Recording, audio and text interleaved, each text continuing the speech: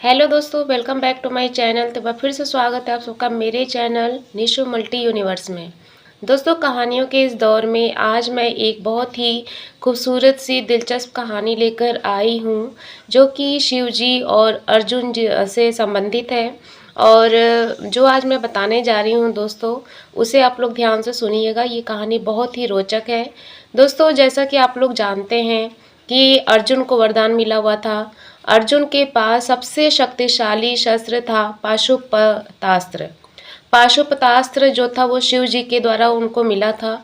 और वो किस तरह से मिला था, कैसे मिला था, इसी के बारे में आज मैं बहुत ही प्रसिद्ध कहानी आपको बताने जा रही हूँ। और उन्होंने शिव जी की कठोर तपस्या की थी और किस तरह से मतलब शिव जी उनसे प्रसन्न हुए थे, उसके पीछे क्या कहानी है, आज वही मैं आपको बताने जा रही हूँ। तो चलिए दोस्तों, मेरे साथ बने रहिए। दोस्तों, जैसा कि हम सब जानते हैं, भगवान शिव का पाशुपतास्त्र एक अमोघ अस्त्र माना जाता है। बात उस समय की है जब हस्तिनापुर के कार्यकारी महाराज धृतराष्ट्र ने सम्राट युधिष्ठिर को सभी भाइयों एवं पत्नी साम्राज्ञी द्रौपदी के साथ निमंत्रित किया था। परंतु कौरवों की नीयत गलत थी, जिसने जघन्य अपराध का रूप लिया। सम्राट युधिष्ठिर ध्रुत में हार रहे थे और क्योंकि मामा शकुनी मायावी पासों से खेल रहे थे। ये पासे मामा शकुनी के अनुरूप अंक लाते थे। कौरव हारते युधिष्ठिर के शब्दों के साथ खेलकर उन्हें धर्म संकट में डाल रहे थे। युधिष्ठिर अपने कहे हुए शब्दों में रहने को ही धर्म समझ रहे थे। यही उनसे भूल हुई और उनके चारों भाई बंदी बन गए और उनकी धर्मपत्नी साम्राज्ञी द्रौपदी का अपमान हुआ।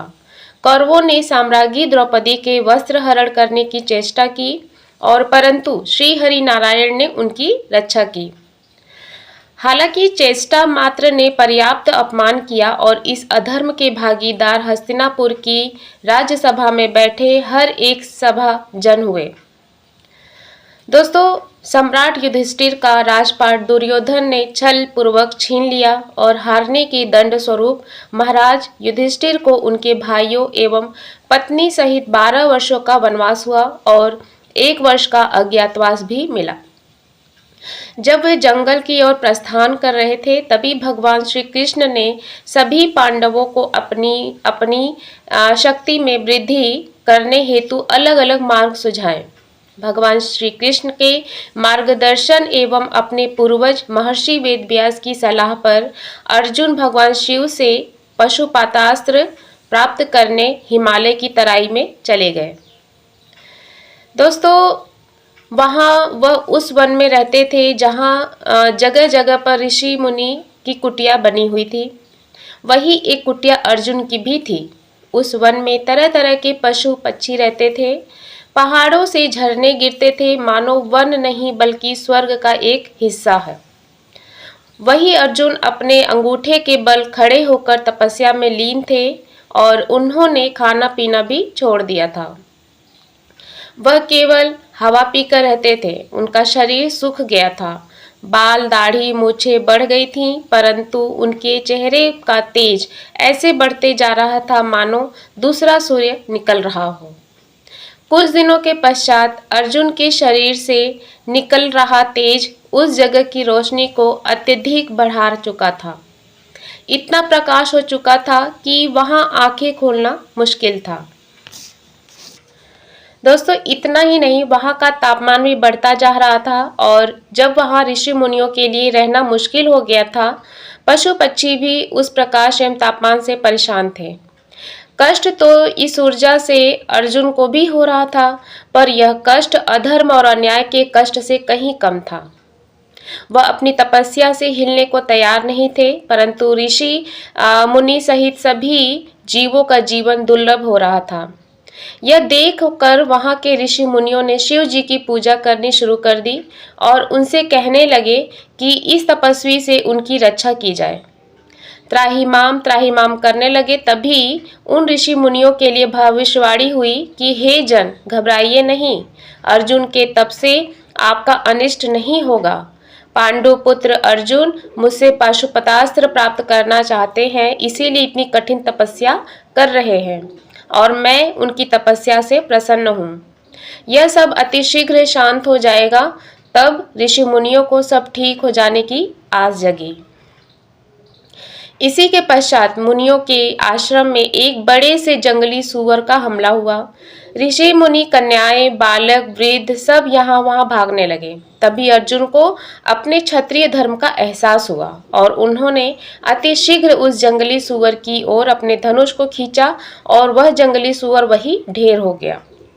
अर्जुन के बाण के साथ ही साथ जंगली सूअर की छाती में एक और भी बाण लगा था। यह बाण एक किरात का था जो दूर से उस जंगली सूअर का पीछा करता हुआ आ रहा था।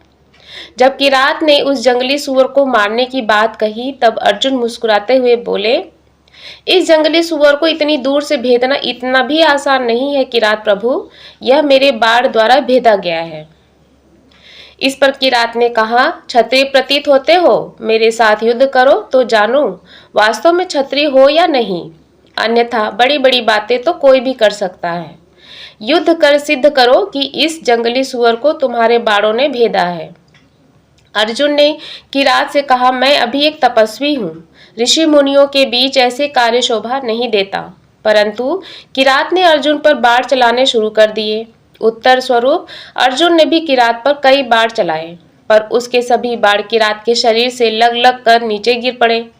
अर्जुन समझ चुके थे कि किरात मायावी है, अन्यथा उसके बाण उसे छूकर गिर क्यों जाते। अर्जुन के पास युद्ध की जितनी भी कलाएं थी, जितने भी अस्त्र शस्त्र थे, सबका उसने उपयोग किया, पर किरात पर कोई असर नहीं हुआ, उसे तनिक हानि भी नहीं हुई। जब दैविक अस्त्र भी किरात का कुछ बिगाड़ ना पाए, तब अर्जुन हाथ जोड़कर अपने घुटनों पर बैठकर भाव विभोर हो बोले, हे महादेव, आपके सामने क्या शौर्य, क्या धनुविद्या और क्या दैविक अस्त्र शस्त्र और क्या मेरा कुल और वर्ण।